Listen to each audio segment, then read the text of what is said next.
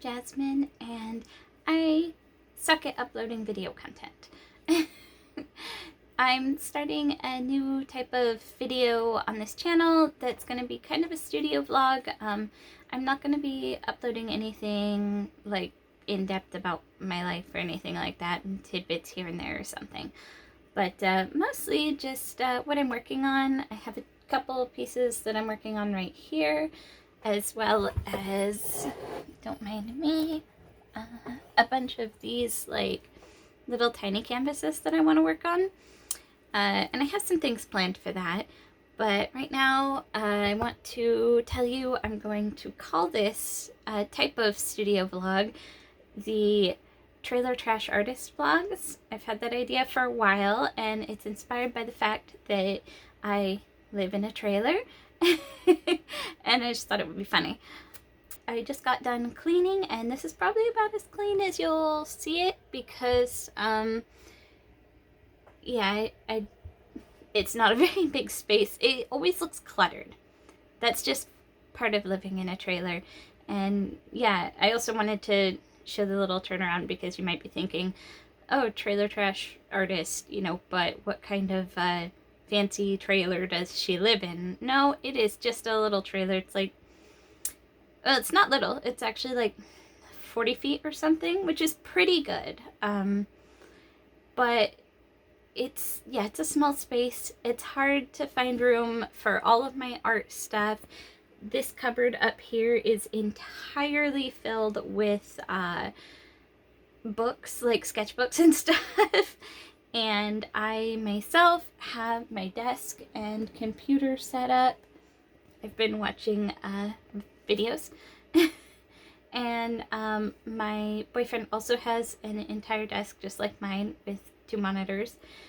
And I just wanted to give like a little bit of like sneak peek type stuff at that, because a lot of people that you follow, artists on YouTube, I mean, they're awesome and stuff, but sometimes I look at it and I'm like, this person has a nice house. They have like, even if they have like kind of a small studio space, sometimes it's like an entire room or part of their bedroom or something, you know, because they don't have an extra room.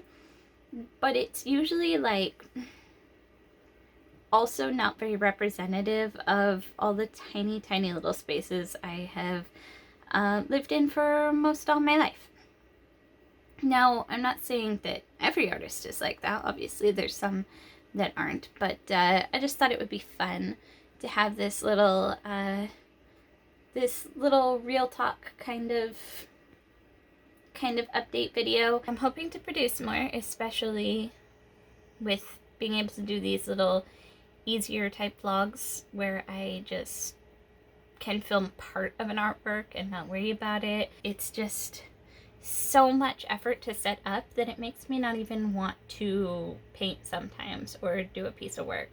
By the way, it's April 2nd now because it's 12:15 a.m. 2023. I have a weird schedule because my boyfriend works till 3 in the morning.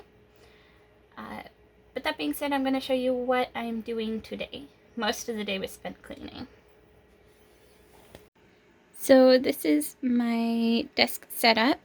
I've got my desktop background is a beautiful new piece from Tony DiTerlizzi. He was the original Planescape artist, or maybe not original, but at least AD&D second ed maybe?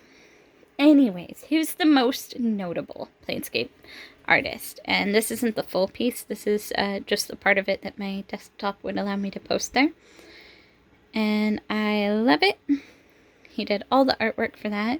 I'll put his name up somewhere on the screen so that you know how to look him up and look at his stuff. He also did the Spiderwick Chronicles. I've got some stuff there that I need to put away.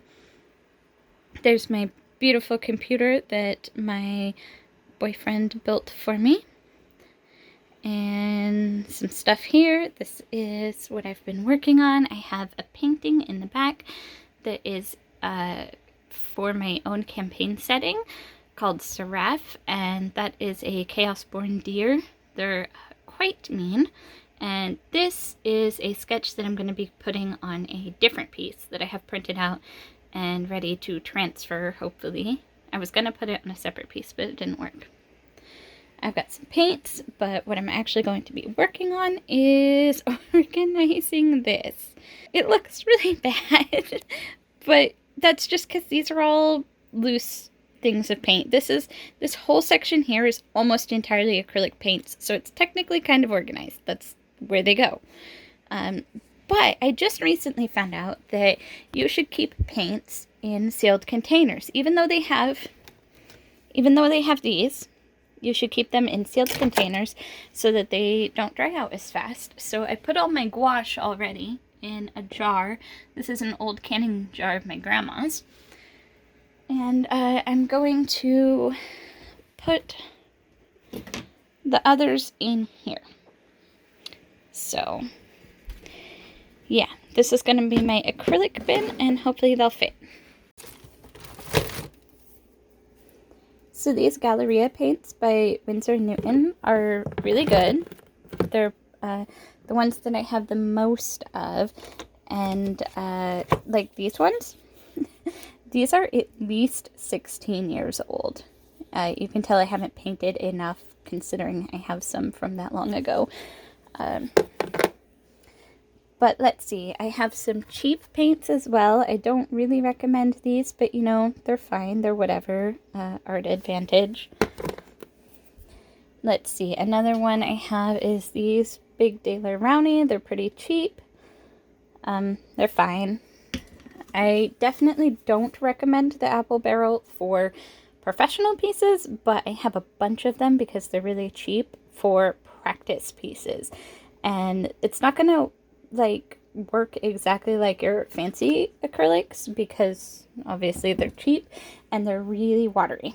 But these are like 50 cents a thing, so you can't go wrong for if you're going to be doing a bunch of practice pieces.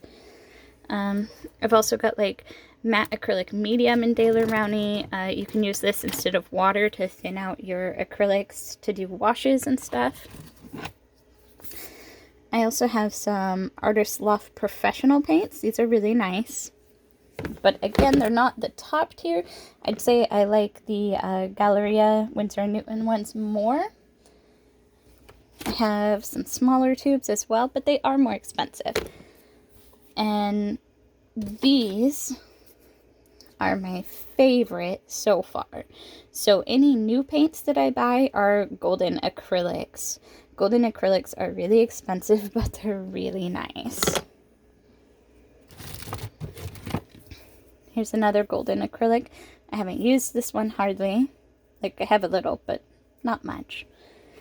And then I also have a ton of these Royal Langenickel Essentials. They came in a big set that my boyfriend's parents got me for Christmas. They're very small tubes, but they're very nice, again, for practice. So I've been mixing some of these with the Apple Barrel acrylics so that I can just not use up my high-quality, like, $20 tubes. And yeah, those work real well. I also have some varnish. This is satin varnish for acrylics. I haven't really used this. I used it on a rock that I painted, but I haven't used it on a painting yet. I just realized I have a painting that I can use this on, and I should test it out. But yeah, I've got this too.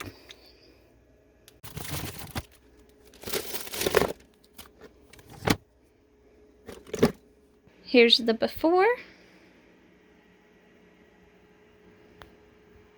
Here's the after. Everything is in its place, including Manna. Hi. Got that all cleared off. And this, you know, it's still kind of a mess, but all of my acrylic paints are in here, except for these ones that I kept out because I'm kind of using them, or I'll probably be using them.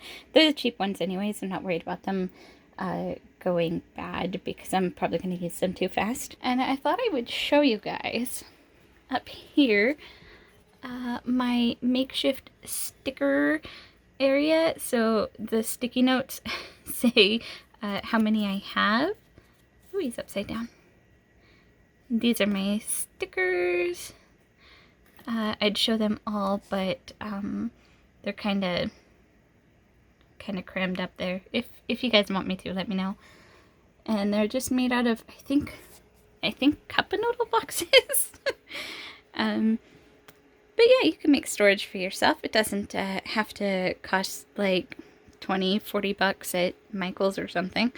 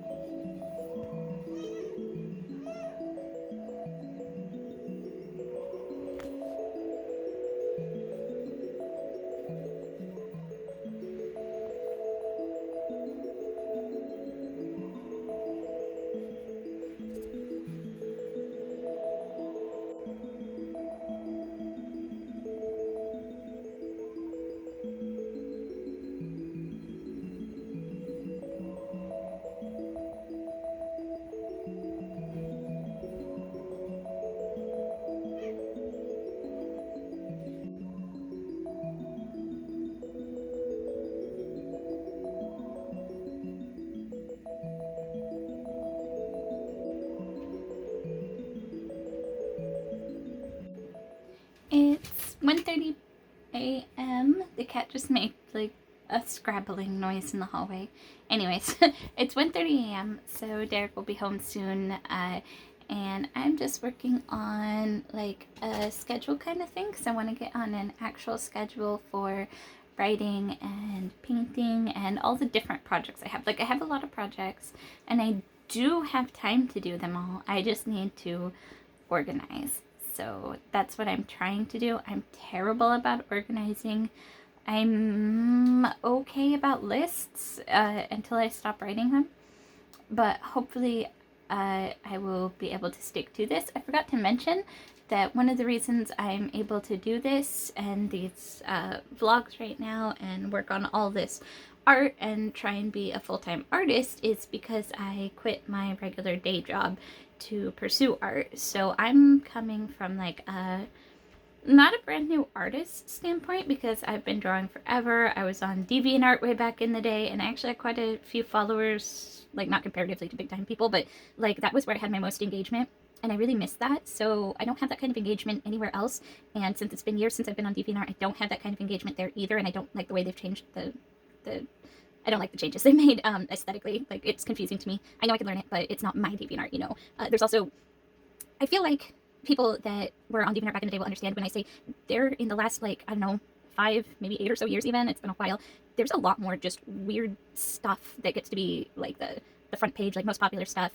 Like, I'm not kink shaming anyone or anything, but there's some weird stuff that's just always at the top. And it's very odd to me, because it used to be there was a lot more illustrators and stuff on there, and, like, big, beautiful artworks. And also, when memes came around. So if you remember way back in the day, before memes were like called that, like there was I Can Has Cheeseburger and stuff like that. I guess I'm dating myself, but there's I Can Has Cheeseburger and some things like that, and there were things like memes, but they weren't called that, and they weren't shared everywhere, like reposted, just like on like the way Facebook is and whatnot. This was also back in the MySpace days, where people actually use social media to mostly just post about their own lives and their own pictures.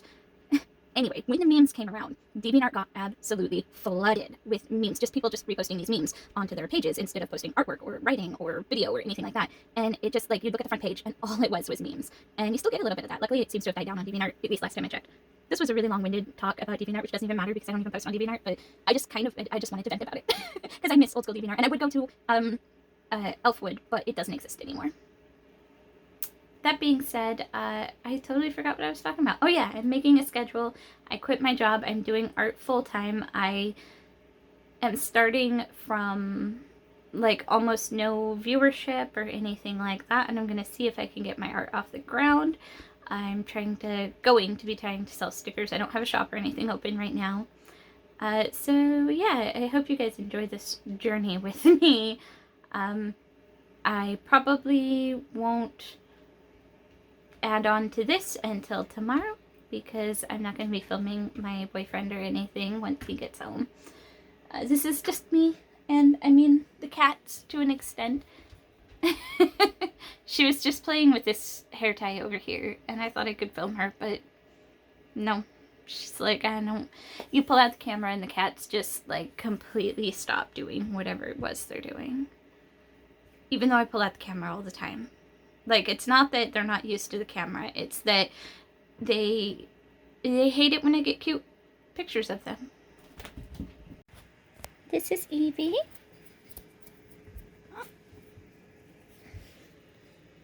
She's very vocal.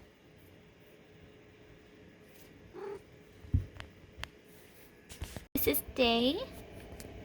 She's 17 years old. This is Manna. She's kind of a scaredy cat and also kind of a bully. And this is Pixie. She's the embodiment of a seal.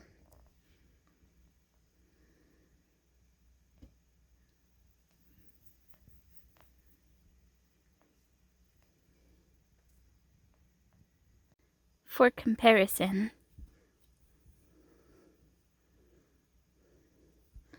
this is Pixie the seal.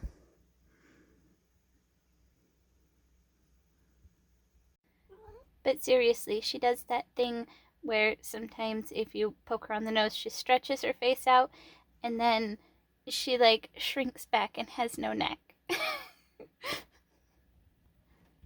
Yes, hello. It's still the 2nd. I just got back from going on a walk with my mom. I try and go on a walk with her most every day, just because I'm not working right now and stuff, so I gotta keep on moving. And I wore my favorite shirt. And yeah, I have my schedule now, so I'm gonna try to stick to it. So basically 5 o'clock is when I'm gonna start working on stuff, and I'm gonna have an hour lunch break, and I'm gonna end at 1. So like an 8-hour work day, but with an hour-long lunch and some like 15-minute stretch breaks and stuff like that. But it's only 3:30 right now, so not gonna start in quite yet. I'm gonna relax a little bit. I'm still red. It was cold out. I'll share a few clips of the walk.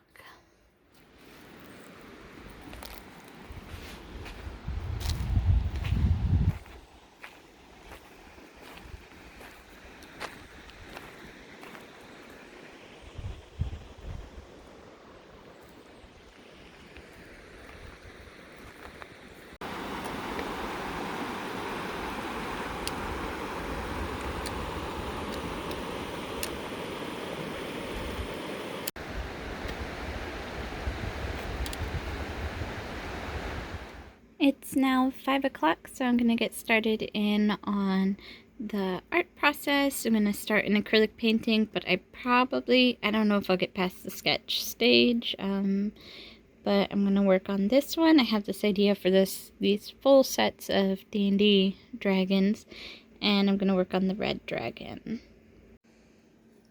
I'll set up over here. I've got this blue sketchbook. I also have like a pink and a green one that I got maybe, yeah, like a year ago or something from Michael's, and I never used, but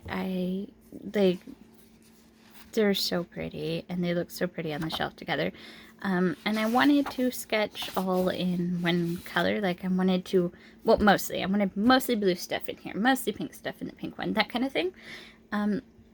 But that restriction kind of made me not use them. But I'm going to do sketches of the dragon in here, and I have some reference up. So I really like to use Sphinx cats for dragon reference, because their anatomy is just like you can see their anatomy. This is like really grainy. And I like to base dragons off of cats. And I've got a bunch of stuff here, nothing to like copy or anything, but just for reference of what a Dungeons and Dragons red dragon looks like. To me, there's 2 main D&D red dragons. There is this style, which is the style I'm gonna go with. And then there is Jeff Easley. This is Todd Lockwood's dragon. And then there's Jeff Easley style dragon, which is like the cover of the secondhand monster manual and stuff. And it's like a more like skin and stuff. I don't think I have any Jeff Easley reference here.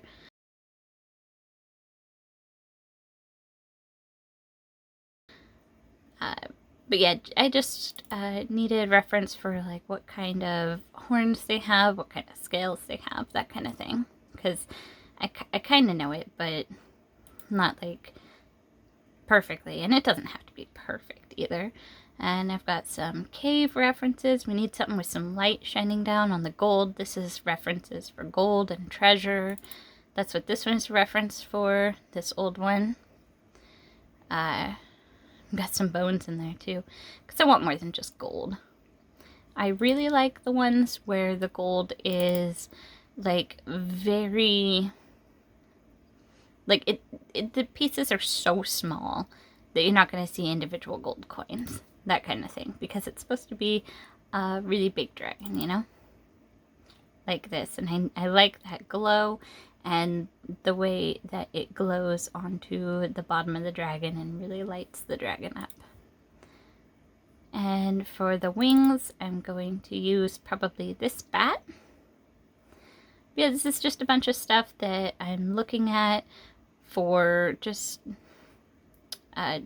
for reference, not like direct copy reference, but like to give myself a general idea. What kind of dragon am I dealing with? What kind of wings am I dealing with? What kind of pose am I dealing with? That sort of thing. So I'll get to sketching.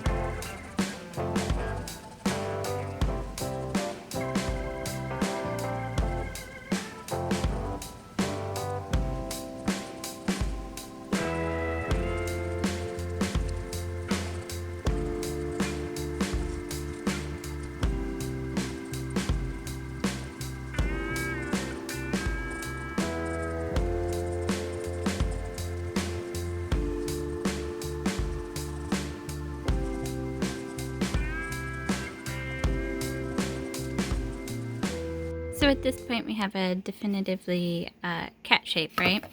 So I'm going to take this base and I'm going to play around adding the features of the red dragon and the bat wings and see how that looks.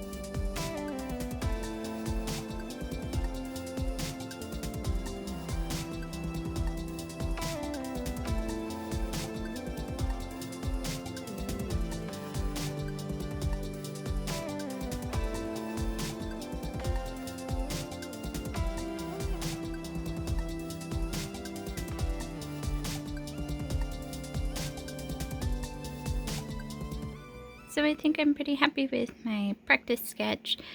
I did notice that these wings should come more up. That's not necessarily how they are on a bat, but from what I'm seeing of references of the D&D style dragon, red dragon, they have much more of a muscled arm part with like a bit more of a bend to it and bigger, but you know, it was just sketching to warm up, and now I'm going to move on to the next page. I might doodle some rocks or something here, but I'm going to start working on the actual sketch to transfer to the canvas, or hardboard in this case. I haven't been recording this process because it's just easier for me to sit straight at the computer and not have to worry about filming, because I want this piece to turn out really nice. You'll notice though his head is quite a bit big for his body. I have this problem a lot. I end up putting a lot of detail in this and then being like, oh no, the body's too small. But that's okay, because this is just a sketch for a large final piece. The piece is not going to be in this sketchbook. So when I take a picture of this to transfer it onto the canvas, I can just make the body bigger. It's almost lunchtime, and this is where I am so far. Today is wild because I couldn't sleep last night because my sleep schedule's all messed up. So I'm trying to stay up all day, and in an hour I will have been up for 24 hours. Oh yeah, also I realized that his neck is not long enough. I kept wondering, like, what looks so wrong about these guys? And it's because his neck's not long enough, but I'll fix that. Now that I've done some little touch-ups just with a mouse in my art program, like the neck there, I can transfer it. This is the hardboard that I'm going to be using. Time for the big reveal. I just know it's going to be crazy messy, and I'm just hoping that I can still see the lines.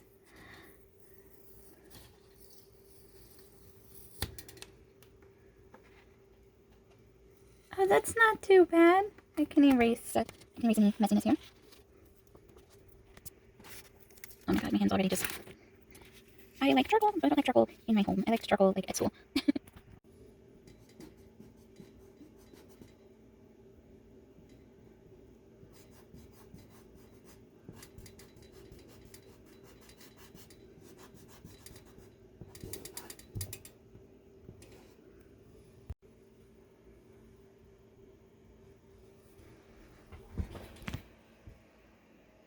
I feel a little silly ending this video here, but I have been awake for 25 hours, so I'm going to call it quits for the night, even though I haven't actually painted yet.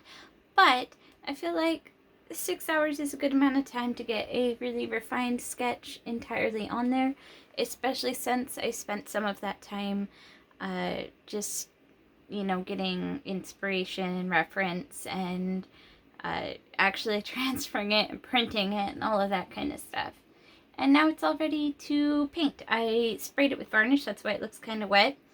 And you're definitely not supposed to do that in the house, but it's cold outside and I was risking it. The heater just kicked on, so I feel like that's a good time to wrap it up, and I'll post another video soon.